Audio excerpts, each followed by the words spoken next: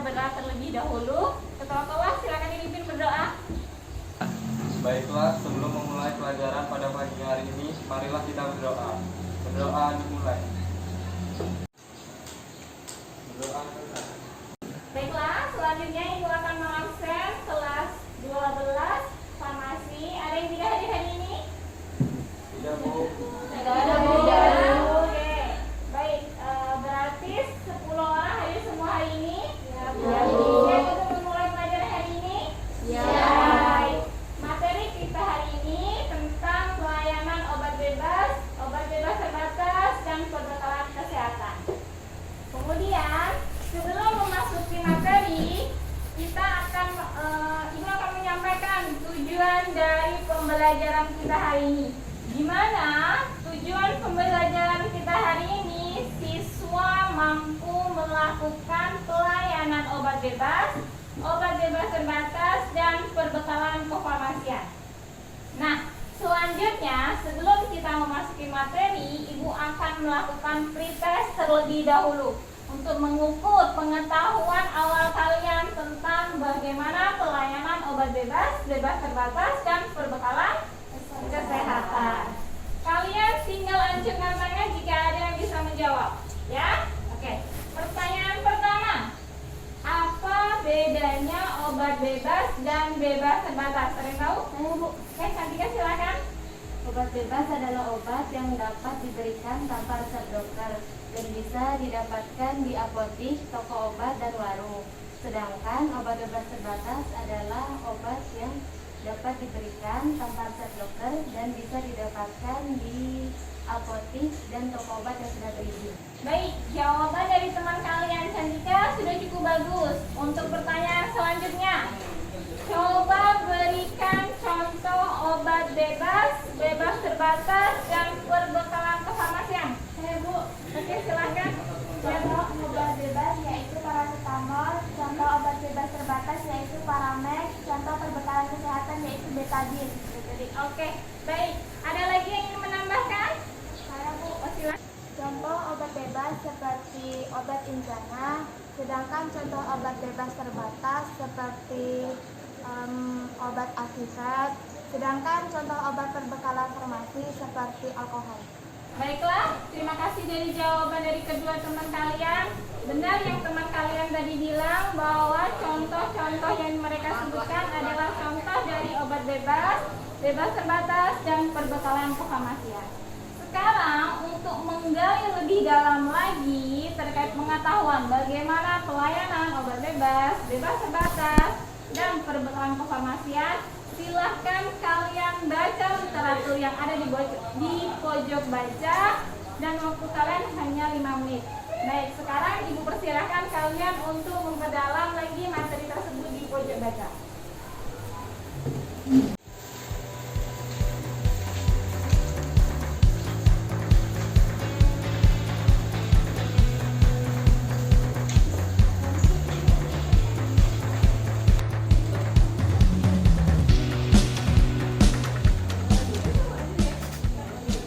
Baik, waktu yang Ibu berikan untuk membaca literasi sudah habis. Silahkan kalian kembali ke tempat duduk masing-masing.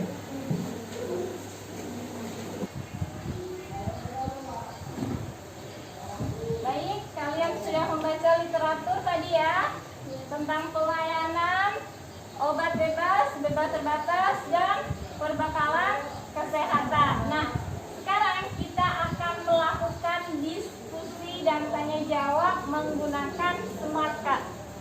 Nanti Ibu bagikan ke kalian.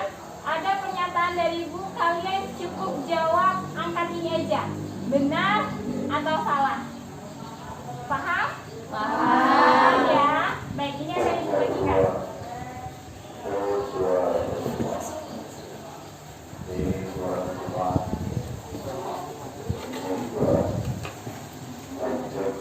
Baik, sudah dapat semua?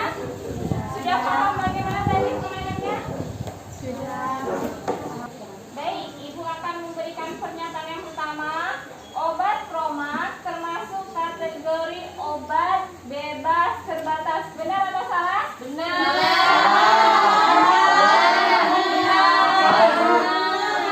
Satu dari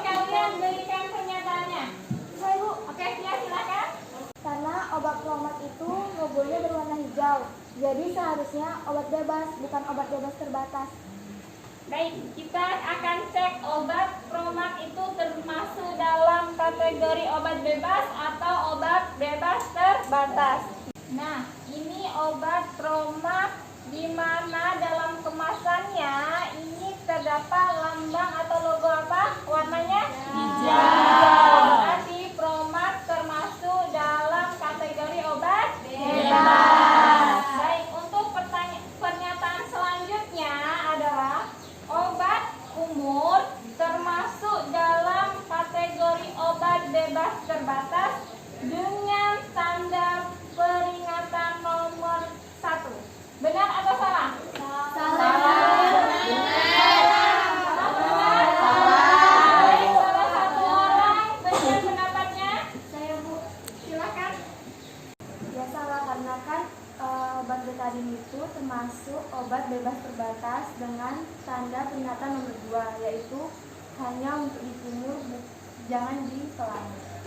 Baik, sekarang kita lihat kemasan pada obat kumur, di mana logonya berwarna biru, berarti obat bebas terbatas, dan di belakangnya ada tanda peringatan nomor 2, di mana hanya untuk dikumur, tidak untuk ditelan. Berarti pernyataan tadi salah, ya. Baik, untuk pernyataan selanjutnya, Rokto atau tetes mata itu termasuk dalam kategori peringatan nomor 3. Benar atau salah? Salah.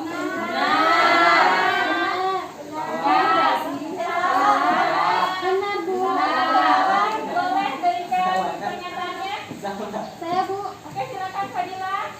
Benar, karena Rokto jenis sediaan tetes mata dengan tanda peringatan awas obat keras hanya untuk bagian luar badan. Baik, sekarang pada kemasan Rokto ini kita bisa lihat bahwa di Rokto punya peringatan nomor 3. Awas obat keras hanya untuk bagian luar tubuh.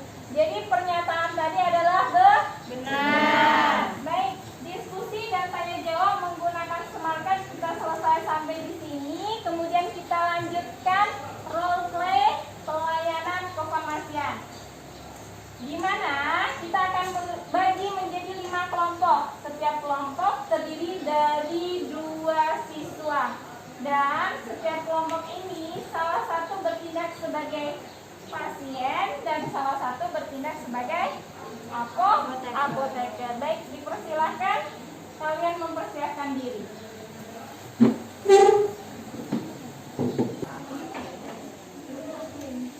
Selamat siang, Bapak. Siang, Pak. Ada yang bisa saya bantu? Saya mau cari obat, Pak. Obat dengan Bapak siapa ya? Bapaknya sih. Bapak Elvin. Bapak tinggal di mana? Di Perumnas dekat POM itu, Pak. Oh. Itu Bapak ada keluhan apa sebelumnya? Kemarin itu kan saya badan itu meriang, Pak. Terus kalau malam itu suka batuk-batuk gitu, Pak. Berarti kayak demam batuk gitu ya, Pak Iya, ya? Pak. Udah berapa lama? 2 hari. 2 hari. Iya. Udah, Pak. Bapak mau jenis sediaannya kayak tablet atau kapsul atau sirup gitu, Pak? Tablet aja deh, Pak. Biar enak. Oh, Kalau tablet sirup aja saya ya? Ya udah, Bapak Kevin boleh tunggu aja di situ dulu obatnya sama siapnya, Pak ya.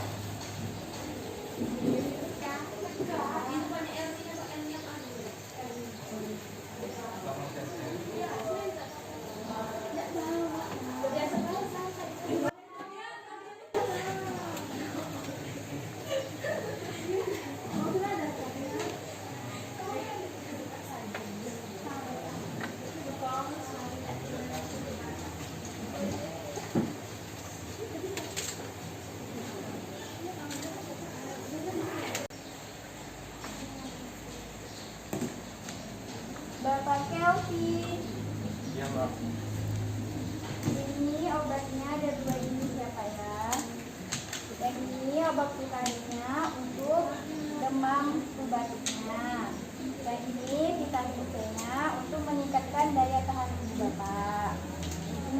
obat demamnya, Bapak minum 3 kali sehari sudah makan. Kalau vitaminnya, Bapak minum 2 kali sesudah makan. Terus kalau misalnya nanti Bapak minum terjadi efek samping atau gimana gitu, Bapak boleh datang ke sini lagi untuk konsultasi sama kami ya Pak ya. Nanti misalnya 2 hari Bapak udah gak enakan, gitu obatnya gak usah diminum lagi. Terus bisa Bapak simpan obatnya. Bapak simpannya itu nanti di kotak obat atau di kulkas, yang penting terhindar dari sinar cahaya matahari langsung ya Pak ya.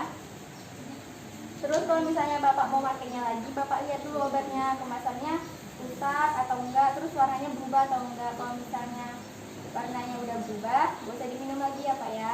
Tapi yang paling penting itu Pak, Bapak lihat tanggal expirednya ya Pak ya. Tanggal expirednya harus Bapak lihat, Bapak perhatiin banget nanti sampelnya udah ada luasa ya Pak ya. Sampai gini, Bapak ada yang mau ditanyain? Ini diminumnya sudah makan ya Pak? Iya, sudah makan, dua-duanya sudah makan. Yang ini 2 kali sehari, yang ini 3 kali sehari ya Pak ya. Sudah. Oke, obatnya. Sembuh Bapak, terima kasih. Terima kasih Pak. Baik, kita telah melakukan role play bagaimana alur pelayanan obat bebas, bebas terbatas, dan perbekalan kesehatan. Kalian berarti sudah paham ya bagaimana alur-alurnya dan bagaimana SOP-nya? Paham ya? Nah, berarti sekarang kalian sudah mampu melakukan pelayanan obat bebas, bebas terbatas, dan perbekalan kefarmasian dengan benar sesuai dengan SOP. Baik, selanjutnya kalian harus mempersiapkan untuk materi berikutnya. Ketua kelas disiapkan untuk baca doa. Sebelum mengakhiri pelajaran pada pagi hari ini, marilah kita berdoa. Berdoa dimulai.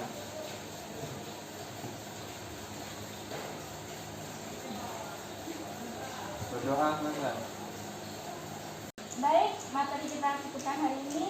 Ibu akhiri, wassalamualaikum warahmatullahi wabarakatuh. Waalaikumsalam warahmatullahi wabarakatuh. Assalamualaikum warahmatullahi wabarakatuh. Saya Apoteker Rita Fitrilani, bekerja di apotik sebagai apoteker pengelola apotik. Video pembelajaran dengan tema pemberian obat bebas terbatas, dan perbekalan kesehatan sudah sesuai dengan dunia industri, dalam hal ini apotik. Dan saya menyatakan terverifikasinya dengan baik dan benar. Wassalamualaikum warahmatullahi wabarakatuh.